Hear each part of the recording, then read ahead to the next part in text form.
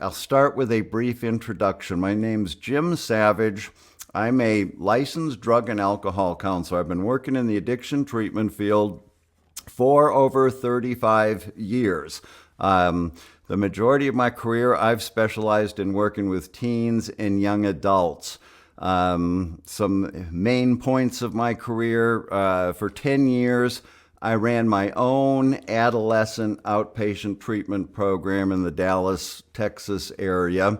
It was out of that experience that I really became aware of how much help and support families can use in navigating this whole treatment process. And I'm a big advocate on wanting to help families make sure that you're using treatment as effectively as possible, getting the most out of treatment. And the thing that I hate the most is when I see a family have a poor treatment outcome, when there's so much that can be done, like I say, to help families. I was talking with somebody on here yesterday. We're saying that the fact that families aren't checked into treatment along with the clients creates a natural gap between the client, the family, and the treatment teams. And so it's just inherent in the way treatment is. Until we start checking families in along with the treatment clients, there's always going to be things that the family is not learning about that the clients are learning, and that can contribute to a lot of problems in treatment. And so after running my treatment program for 10 years, I decided to turn my attention to specifically working with families. I sold that program, opened up an office, went into private practice, and I wrote a book called Rehab Works, a parent's guide to drug treatment.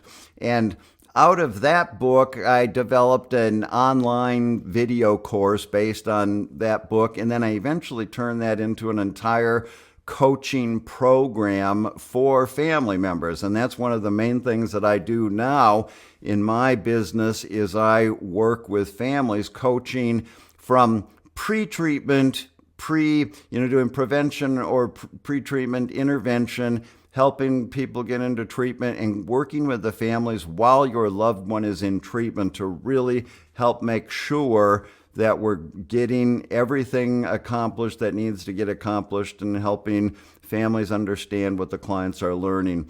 So that's one of the main things that I do in my business today. What I'm going to present here today is one of the core elements of my Rehab Works program, which is all about helping I'm going to give you tools today to make sure that your loved one is creating a solid foundation for recovery. I sort of specialize by using this thing I'm going to show you today in helping to identify some of the most common problems that occur in the treatment process that end up leading to poor outcomes. And there's some simple things that we can do to avoid those problems from occurring. Then the second thing that I'm going to show you is how you can use this same model that I'm going to share with you for establishing your own recovery. And even as I say the word recovery, I know that some family members are like, what's this recovery? Why do we have to be in recovery? And so I get a little gun shy using that word initially with families, because you'll probably, if you have a loved one in treatment, the counselors say, it's important. You need to work on your own recovery, and you want to do everything to be supportive, and I don't know what that is. And then sometimes it's not uncommon to, you have a bit of an attitude of, it's not my problem. Why do I need to be in recovery? A term I've come up with using that I sort of replace the word recovery with is peace of mind. And I suggest that some of the things that I show you in this process I'm going to show you today can ultimately help you get to a place that I like to call peace of mind. And that probably sounds a little bit more attractive than you get into your own recovery, right? But I'll, expound on it a little bit. To me, they're sort of the same kind of thing, but that takes a lot of the sting out of it, doesn't it? It's an attractive proposition, being able to get to your own peace of mind relative to dealing with a loved one who has a substance use issue. So I'm going to share this model with you today that's going to show you how to accomplish these two things. Make sure your loved ones building a solid foundation, and then help guide you on your own process to providing, one, effective support for the loved one, but two, also taking care of yourself and ultimately getting to that place of peace of mind. Now, to get into our talk, I'm going to share a little bit of a story with you here, and I'm going to hone in on one word. I've said the word foundation a couple times. That's going to be the key that I'm going to be focusing on here today, in particular, foundation for recovery. So I'll start with submitting the fact that it only makes sense, right, that successful recovery is going to be contingent on the foundation upon which it's built. If we're going to have the best chances for recovery, we want to make sure that we have as solid a foundation as possible, right? So here's something that I've learned over the years, and then I can say this with, some pretty good experience under my belt, and it's my observation that most treatment clients, by the time that they get done with treatment, really don't have much of an idea as to how solid their foundation is.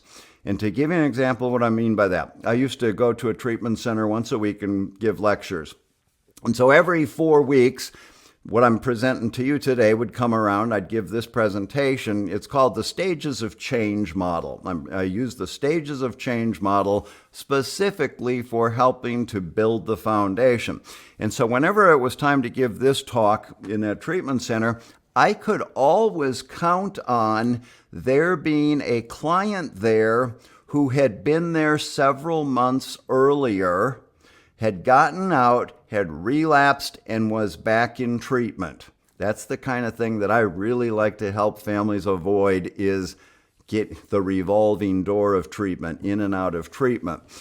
So there'd always be somebody in there that I could use their story as an example. Say, you were here a couple of months ago, right? Yeah. And so I'd ask them, when you were here before, one, were you taking it serious? Were you committed to recovery? And they'll say, yeah, I was. Did you have a good plan, do you feel, when you left? And I'll say, yeah, I feel like I have a good plan. And I'll say, what happened? And then some of you might be able to fill in some of the answers yourself. You may have been down this road before. There are any number of answers.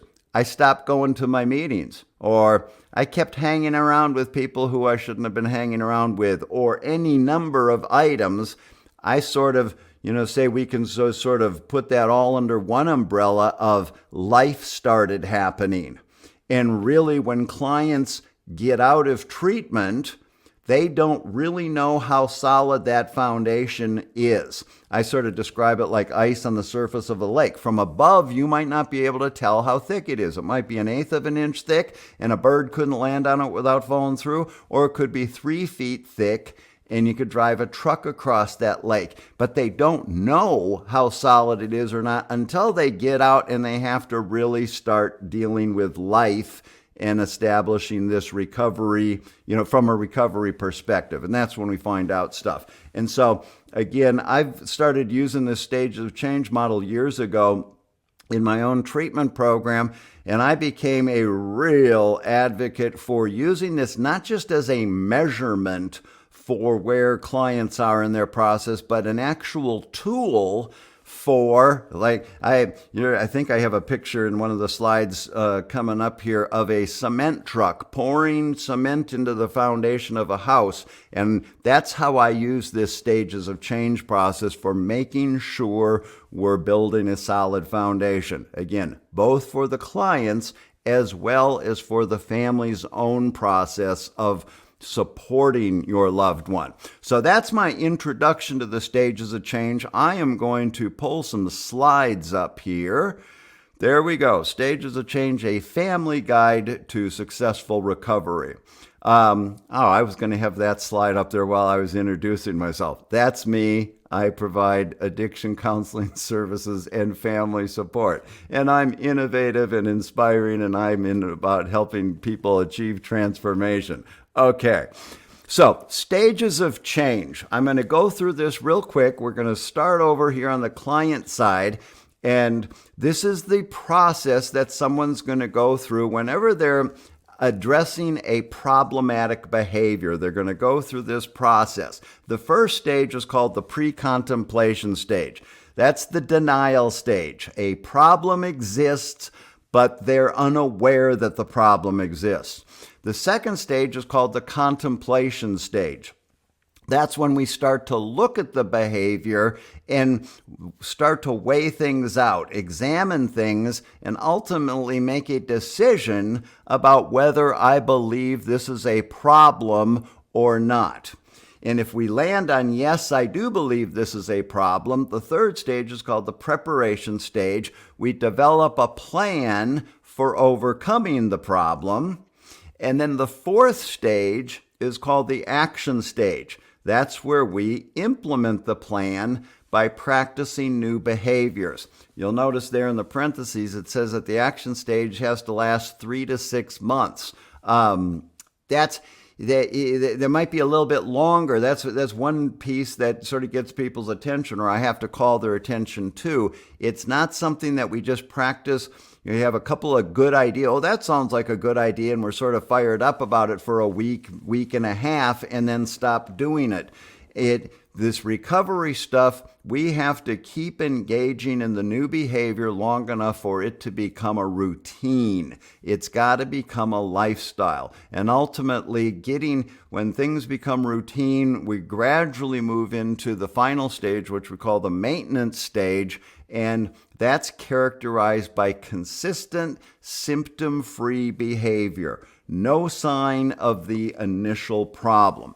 So, a couple of things about the stages of change. The first one, sort of a rule of stages of change, is you can't skip stages.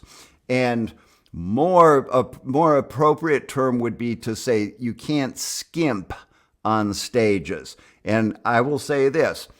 That's, in my experience, it's one of the things that I think happens in treatment too much. We have a tendency to move clients through this process too quickly, and we sort of skim through them. So, and it's skimming through these and not being really solid in each one before we move on to the next one is what creates the cracks. And I'll show you here in a second, usually when a relapse occurs, you can go back and identify where those cracks are in the foundation. They're usually going to occur in either the contemplation stage or the preparation stage. So the contemplation stage has to do with, do they accept that their drug use is a problem? Check yes or check no.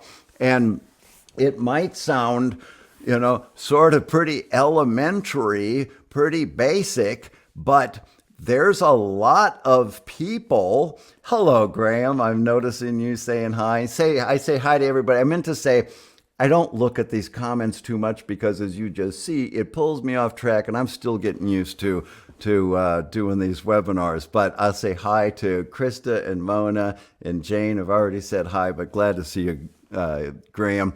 But here's what happened. Now where was I? Contemplation stage. The bottom line is it's not really that hard to get a client in treatment to admit that their drug use is a problem. Okay, yes, it is a problem. And the problem is if we just take that at face value and move on into the next stages, we sometimes fall into problems because, again, it's not that hard to get them to say that while they're around other people that are in a supportive recovery environment and they're saying, yes, I believe that it's a problem. And then later on, after they get out and they're getting a little tired of all this stuff and, they're starting to heat up over some arguments about expectations and things, and sometimes tell me if, I don't know what your stories are in here, if you've had a loved one in treatment before. Some families will hear somebody say, screw all this, I never believed I had a problem to begin with. and they did say it at once. I mean, at one time. And the other part of that is if they do say they have a problem, and here's where I'm a big believer in, you want to ask the second question, and that's, what does that mean? We want to make sure that they have a thorough understanding. If you say your drug use is a problem, what does that mean? In other words, what goes along with that would be, what are the implications for treatment or recovery of that problem? If a diabetic, doctor tells a diabetic, you've got diabetes and you need to take insulin, and they don't explain why, and they go on and they go a couple days without taking the insulin, then they find out really quickly, something really bad happened. I went into diabetic shock or whatever it is that happens with that. If they don't understand, they go back to the doctor and they explain the nature of their condition. You have a pancreas that doesn't produce insulin the way that it's supposed to, and you're going to have to bring it in yourself, and you're going to have to watch the diet or the sugars and that type of thing. Explaining the nature of the condition. I will suggest that this is the only place in this entire process, in the contemplation stage, if your problem is your drug use a problem, check yes or check no. Understanding what you're saying, if you say yes, is the only place in this process where motivation is going to occur to follow the plan.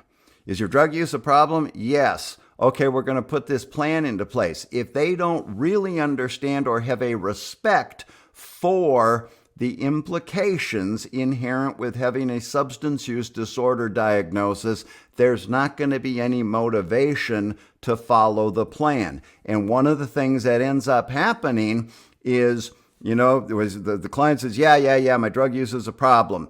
And if we don't really stay on that really thoroughly, and we start showing them things that they should do to practice a recovery program, and okay, we're going to expect them to put that into action, what ends up happening is the families end up getting in power struggles with them after they get out of treatment. Why aren't you going to your meetings? Or why are you doing this? Or why aren't you, I don't know.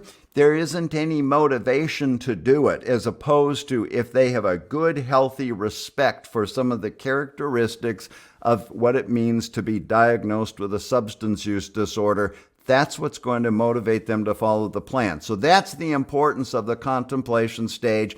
And in my experience, you sort of can't do too much contemplation work. I work a lot with clients that come out of treatment, and I start doing this work with them, and I'll say, I apologize, and I'm sure you got all this in treatment, just humor me, let's go through this again, let's make sure, and I run them through some contemplation work, and I've never had a client complain that it was like, okay, I've had all this before, as opposed to, they don't know that I use that word motivation, but when I get done doing some contemplation work with them, they will say, I feel more motivated for my recovery. I say they don't know that I use that word motivation, but they come up with it on their own. So then the other place where we might see cracks in the foundation is in this preparation stage. And that's, you might hear them say, I'm doing fine, I don't need all this treatment. Okay, they may agree, we've turned the heat up on them, we've put them in treatment, or we've set boundaries or something, and okay, I get it, yeah, my drug use is a problem. And then especially say the kid that ends up in treatment, they're there for a couple weeks, the cobwebs are clearing out, they're starting to feel better, and they say, okay, I'm doing fine. I'm committed to not using. And really what's going on is they think that they're fixed, which is a problem with the contemplation. They don't understand. You heard me a second ago talk about understanding the implications of being diagnosed with a substance use disorder. One of those things is that it's a chronic condition. That means it doesn't go away right away. Just because you admit that it's a problem and you agree in a family session, okay, I'll stop using. lots of times what's really going on subconsciously is they think that fixed them. Okay, I've done the hard work. You've gotten my attention. I agree to not use, and they think that they're fixed. But if they understand the chronic nature, no, it's a condition that it's not going to snap back to normal right away, and we've got to do some things to manage the condition. And so this preparation stage is about learning the things that go in to an effective plan for managing a condition. And so like I say, I don't need all this treatment. That's a common one. In a second, you're going to see, I guess I can do this now.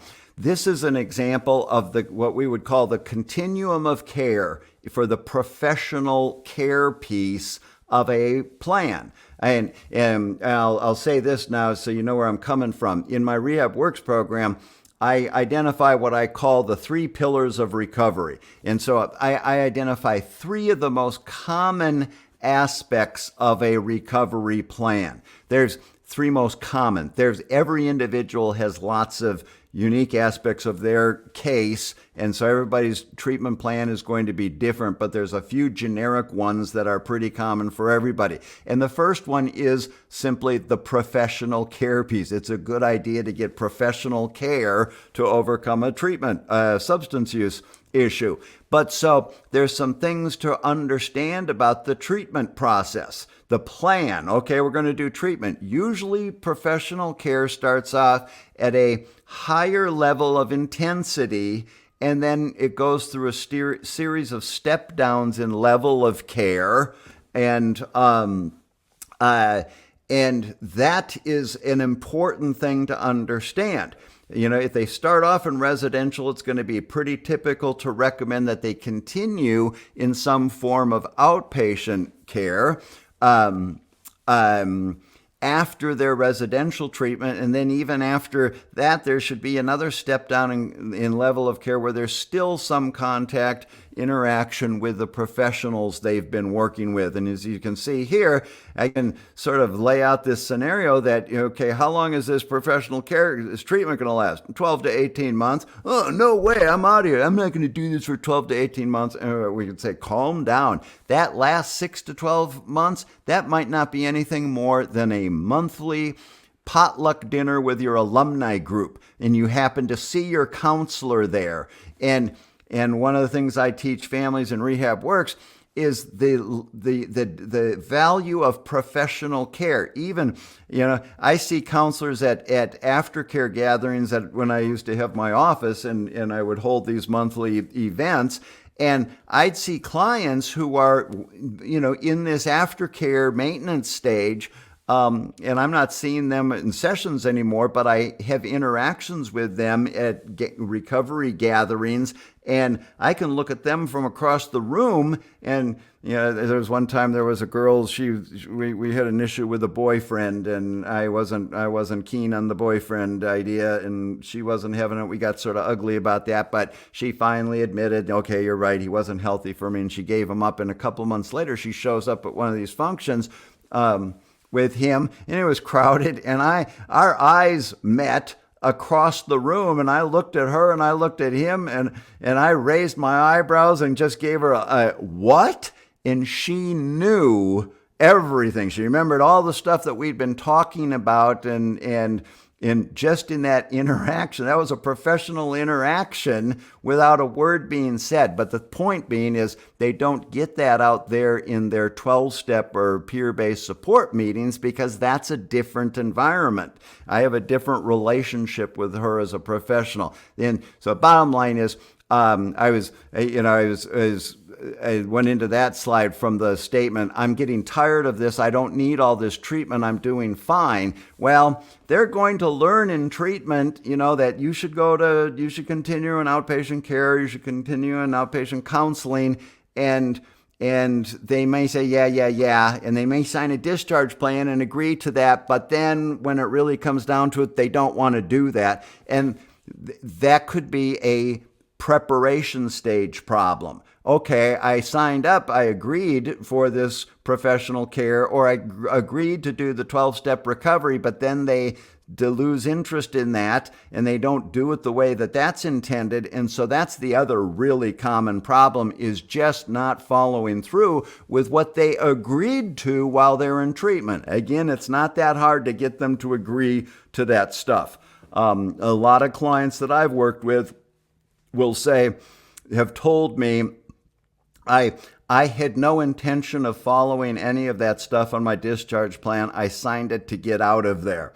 And that's, unfortunately, that's a reality. But what I do is try to help parents know how to test the metal and how to cipher out those, when I say potential cracks in the foundation. So that's how we can use this stages of change for making sure that they have a solid foundation.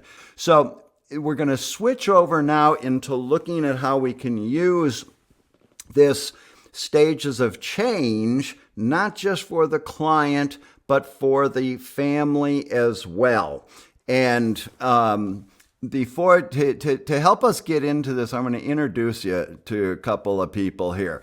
This is Ricky and his daughter Rachel. And Rachel was a client of mine in treatment. She came to me when she was 17. And it says 10 years of sobriety now, and I think I probably wrote that 2 years ago.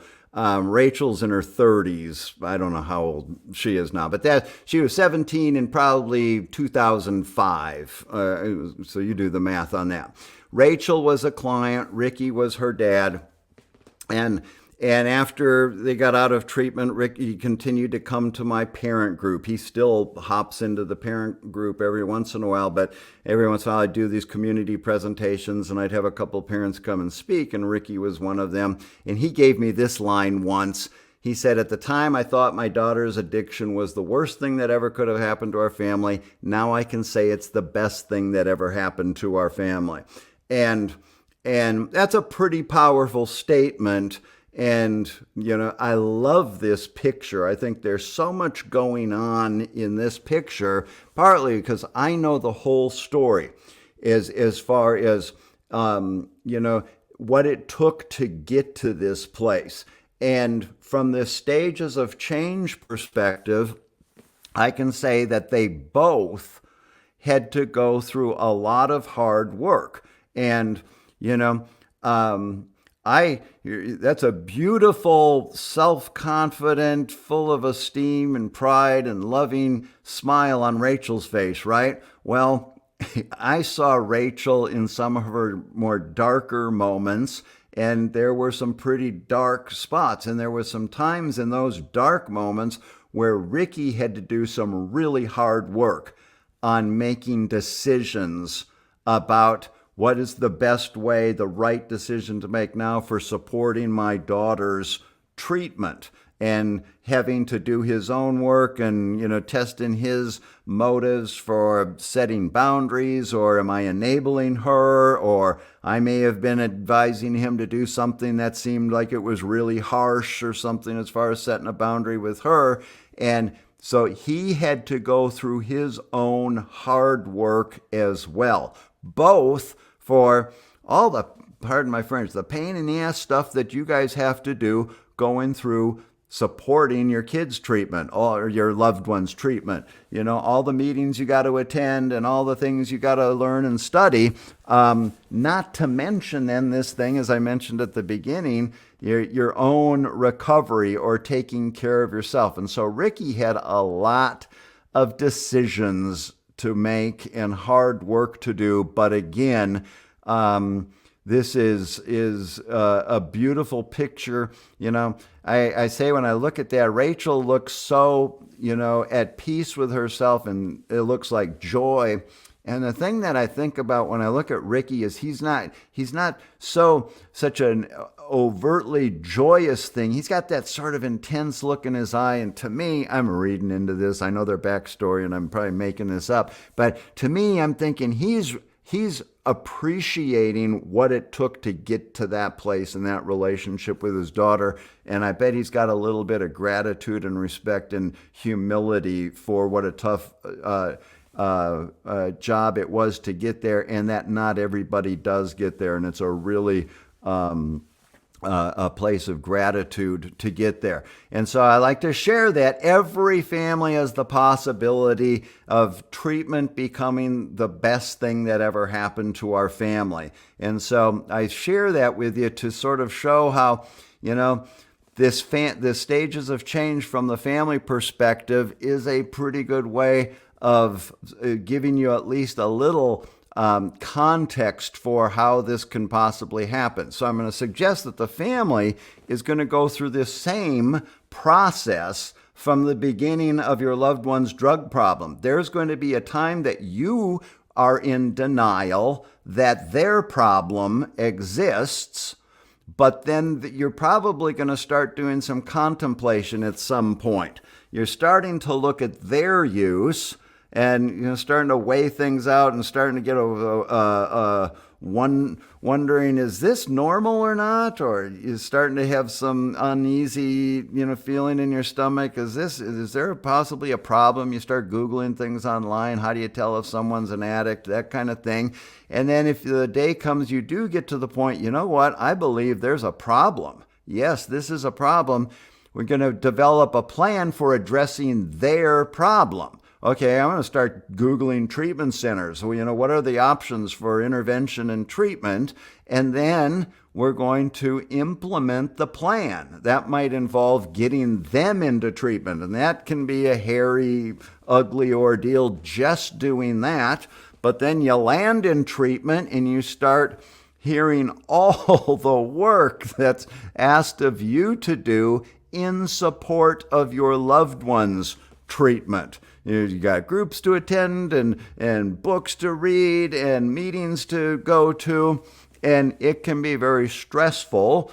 It can be time-consuming, not to mention the emotional stuff that's going on with it, because this didn't occur in a vacuum, and there are all sorts of feelings, everything from discouragement and despair to anger and shame or guilt, the whole gamut of feelings. But we're going to put this into work, supporting our loved one's treatment. But now, I've referred to it a couple times here, there's also one other thing that they include in this numerous things that they tell you to do as far as supporting your loved one's treatment. And anybody guess where I'm going with this one? They'll say, you need to work on your own recovery also.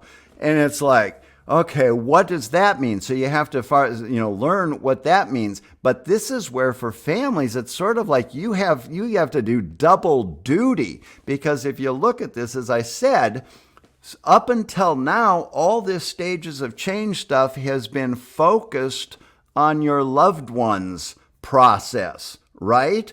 And that's doing all the work of supporting their treatment. But then there's this one part of supporting their treatment. You need to do your own recovery. And so the first thing that's going to do is you're going to maybe have the response, what, you're saying there's something wrong with me I need to recover from? There's something I need to make a change about?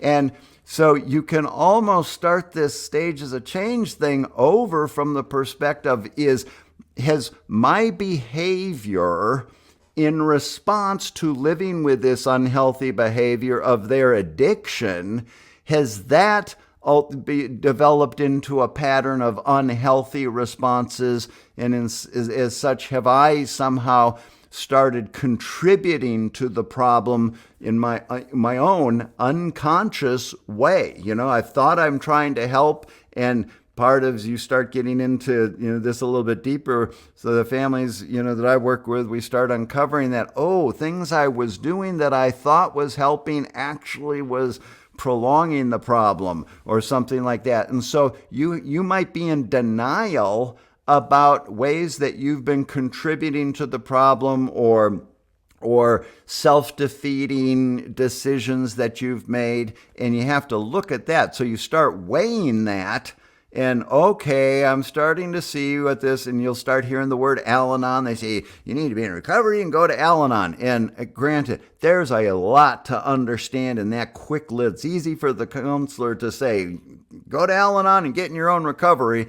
And again, that's sort of what I specialize in, why I run parent groups, is to teach families what exactly is meant by that and sort of help, unpack a lot of that stuff to understand, enabling is actually protecting myself from the fear of their wrath, or enabling is allowing my self-esteem to stay intact because I feel like I'm being the good guy or something. You start looking, maybe that wasn't the best thing. One line that we hear in my parent group, I've got one dad in particular, he'll remind parents of this. I taught it to him years ago, but he'll remind newer parents. He say he learned that he was robbing his son of valuable lessons. When we enable, we're preventing them from, hey, it might be painful and ouch, it's hard for us to let go and let them suffer the consequences, but that might be the most valuable thing that can happen in their life because they literally are lessons. And so we come to understand that, we might arrive, okay, now I'm seeing I've got some changes I need to make for my own recovery. And then the preparation. Okay, so how do I do that? Okay, what's this Al-Anon stuff? Okay, I might get a little bit of help, learning how do I go to Al-Anon? What is that supposed to look like? Or maybe your own counseling. Again, that's what I do. I do parent coaching. I help parents go through this thing, ultimately knowing how to tie these two arrows together, how your own recovery is actually part of supporting your loved one's recovery, and then you practice the action stage of your own recovery. And that's got to be the same. You're expecting your loved one to get into recovery, you getting into your own recovery. Look at that, 3 to 6 months of practicing your own new behaviors. It's not something that's going to happen overnight. It becomes a lifestyle. I got to tell you this. Last night in my parent group, I've got 2 parents in there. When I started working with them, 2 brothers that both landed in treatment at the same time. And oh my God, those parents were like deer in the headlights. They were overwhelmed. And last night they came into the parent group, and the dad he was a recovering alcoholic when all of this, he was already in recovery. Last night, the dad reported that last week at his kids' AA meeting, his 2 kids, both in sober, one 3 years sober, one 2 years sober, gave the dad his AA chip. The 3-year sober kid was chairing the meeting, and the 2 brothers gave their dad the chip. The mom was sitting there in the meeting watching this. That's another example of this addiction. I can't tell you how awful that situation was when the week that the 2 kids landed in treatment at the same time. Police were involved, transporting to treatment was involved, tearing the house apart was involved. And here I get a little misty, saying this. Here they are sitting there, the 2 boys, solid recovery in their own maintenance stage, giving their dad the chip. The mom, she never went to Al-Anon for the 10 years that her husband was sober until she started working with me, and I got on her and started showing her this stuff. And oh, guess what? She's sponsoring people in Al-Anon now, and she's the secretary of her group, and that is a family truly in recovery. And so you practicing all this stuff and getting into the maintenance stage is going to get you up to this place, as I said earlier, called peace of mind. And that peace of mind, I like using that word as sort of substituting it for recovery, because that's what the Al-Anon codependency recovery stuff is. It's really, when it comes down to it, it's about boundaries and having your own boundaries and not letting other things affect you or not taking stuff on. And so being able to not let something affect you or take things on is what will lead you to peace of mind. And here's the last thing that I'm going to wrap up with, is that the the wonderful paradox of family recovery is the fact that you getting to your own place of peace of mind doesn't have to have anything to do with your loved one or their progress. But the thing is, you getting to the place of peace of mind, this is the paradox, and I explain this in some of my other material in a much more detail, and I can actually give a pretty good explanation as to how this works, but there's sort of this intangible, you getting to that place and doing your own work ends up being the absolute most effective thing you can do as far as having any influence on your loved ones process through their own stages of change. And so, we'll teach you things like, bottom line is you can't control anybody else and you can't force them into recovery. But if you want to think that you have any influence or control over them, it's you doing your own work and getting into your own recovery ultimately is what is going to have the biggest influence on helping them move through that. I can guarantee you those two kids last night that gave their dad the chip, they appreciate so much their parents' recovery. You just can't put into words how valuable that is to them. And I also know while we're in the earlier stages of this, mom coming around and accepting them, okay, I've never gone to that Al-Anon, didn't want to do that. But when she started working on herself, started talking the same language of recovery, I'll guarantee you that both the boys would say that's been one of the most profound impacts on their own recovery. But then the last thing that I'll say is that the other thing, it doesn't have anything to do with them. You can get to this peace of mind place and they never make it past the pre-contemplation stage. It doesn't have to have anything to do with their progress. And so, sometimes some clients never make any progress. They never move out of denial, but you can get to that place.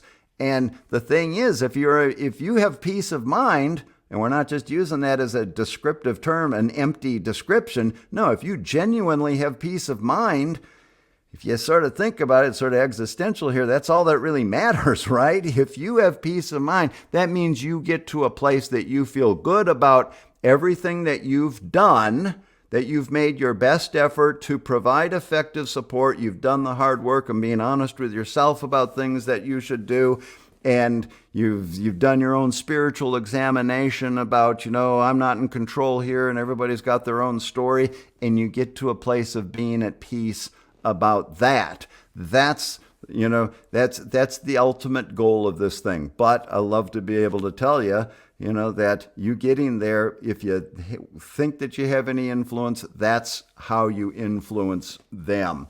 So to wrap up, your loved one is going to go through this process, and you can use this to identify cracks in the foundation. If you have a loved one in treatment, there's some things like in my Rehab Works program, I have tools to help families know how to measure where the client is, to sort of hold up where these, their measurement against these stages of change. Have they accepted their problem? Do they agree to stay sober? Do they agree to a relapse prevention plan? Where are they at with do they agree to the treatment recommendations of continuing and whatever the recommendation is? Whenever we've got, arguments about that, those are potential cracks. But see, what ends up happening is sometimes they might not agree with it, but, the insurance company's breathing down the neck and we got to get him out. And the counselor's sort of saying, well, hopefully he's going to come around. I've had counselors tell me before, he still doesn't believe he has a problem and hopefully he'll get it. And the only point that I make is that that's fine. It's fine where they are. We want to meet them where they are, though, and not expect them to be further along. Okay, well, why aren't you going to the meetings? They're not going to go to meetings if they don't believe they have a problem. But we want to pick up working with them at where they are. If they transition out of a treatment program to work with an individual counselor, you want to make sure that individual counselor understands this stages of change stuff and knows that okay, we need to keep focusing on contemplation work, because we're not going to make any progress if they don't believe that there's a problem. And there are things that we can do to help them move forward in that. So we want to use the stages of change in helping identify that your loved one is creating a solid foundation. And then you can use the stages of change for identifying your own process. And that's a big, ambiguous, mysterious question about when they suggest, you do your own recovery, taking care of yourself, but really being open to learning what that might mean, taking care of yourself, and learning about setting boundaries. That's another major part of my Rehab Works program, is the question about how do we set boundaries. There's a lot that goes into that. Difference between, boundaries with teenagers and adults and young adults and older adults and that type of thing. But learning everything you possibly can about what it means to be diagnosed with a substance use disorder is going to inform the boundaries that you set.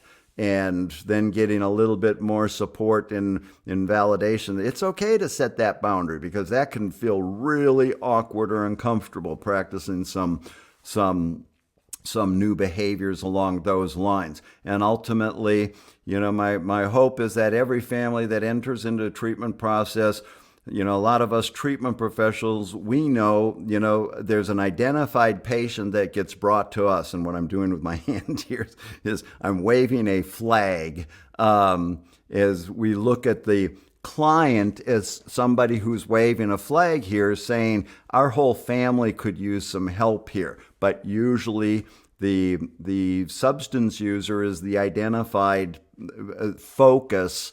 But one of the things that's valuable to come to understand is shifting out of this way of looking at the client as the primary focus and everybody honed in on them, rather than recognizing we all are in this together. And again, those two examples of families that I shared with you are great examples of the families being able to turn the focus around onto each individual self and be responsible for their own quote unquote recovery, whatever we're meaning by that, but doing their own work. But it is a beautiful thing when a family begins to talk the same language of recovery. So with that, I am going to wrap this up. I'm going to thank you for being here. I was going to share a slide with you here. I've got a free ebook that I give away. I just wrote it a couple months ago. It's called Sobriety Doesn't Have to Suck. And I'll put the link for that in the chat here. This is a book I wrote, obviously it's for clients. A lot of clients, when they first start off in treatment, they're not happy about having to get sober. And one of the things that I'm, pretty sensitive to, partly from my own experience of getting sober, is that it's a lot easier to get sober if we have something that inspires us to get sober. We're asking them to give up something that they've enjoyed for a long time and they've been using to make them feel good. And it only makes sense that we got to replace that with something that makes us feel good. And a lot of treatment clients get stuck on not having anything, anything to focus on in the positive, and this just sucks. You're asking me to give up. I can't hang out with my friends anymore, and I can't do this anymore. And I've sort of dedicated my whole career after I was a relapsed drug counselor. That's part of my story. And I came back in and saw what was missing in my own recovery and also in my own professional work prior to that. And so my second stage in my career, I focused on helping clients get a positive experience. And so this year I wrote this down, some of my thoughts on how I help clients have a positive experience. And I really unpack the term spiritual, because that can be a lightning rod that turns some people off. But I sort of help them see that, you know what, the spiritual thing, it's not subscribing to a religion. It's about learning how to feel good from within. And so I go into some of that stuff in that book. So you might want to grab that Sobriety Doesn't Suck book. And then just to let you know how to contact me, yeah, my website is jimsavage.net. This slide here is about my own coaching program.